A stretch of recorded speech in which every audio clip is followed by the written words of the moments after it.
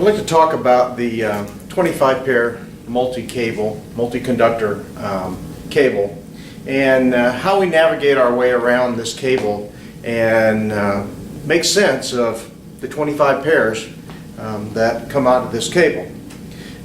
The cable itself is set up in two groups. There is a group that shows up over and over again as you look at the pairs: blue, orange, green, brown, and slate, which looks a lot like what you saw with your Cat 5 configuration, but no slate. So the first four, orange, blue, green, brown, are the same colors that you saw in your Cat 5. So since there are 5 pairs in the 25 conductor multi-conductors, what we need to do is come up with a scheme so that we can keep track of these recurring colors, which coincidentally are called the ring colors. And how we do that is something called the pair groups. And the pair groups are these colors across the top.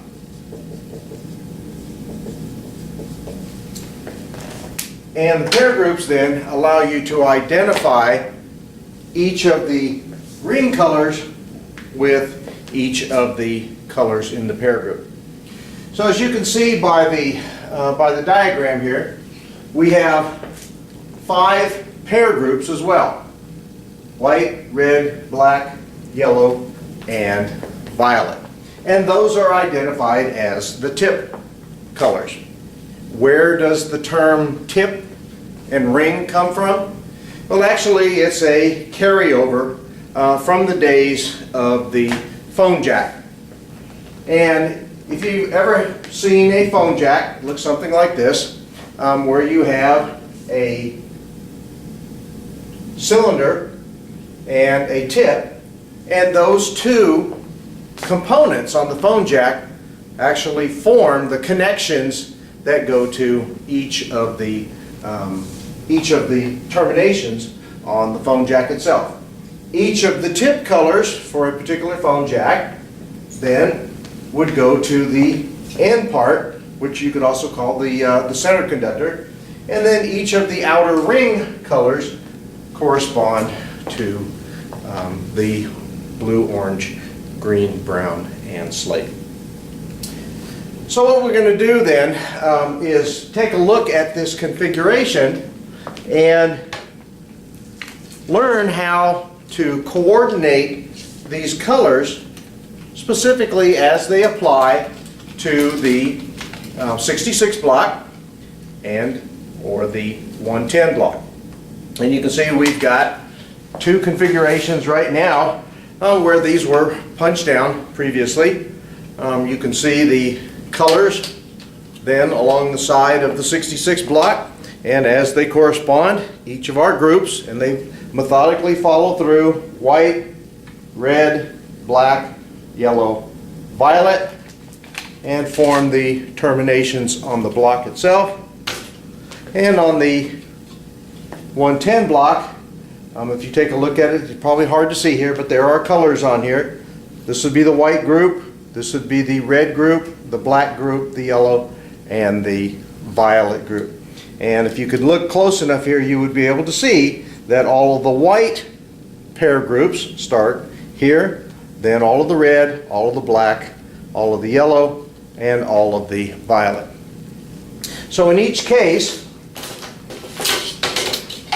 with these pair groups, as you open up the jacket of the conductor, you will notice that they don't come out of the jacket uniformly. You have to start pulling them apart and managing them and reorganizing them. So as we pull the white pair group out, you can see it doesn't follow clearly an order. In fact, I've got blue, I've got orange, yellow, green, I've got slate, I've got orange, and I've got brown here. And that's kind of the way it's falling as it comes out of the jacket.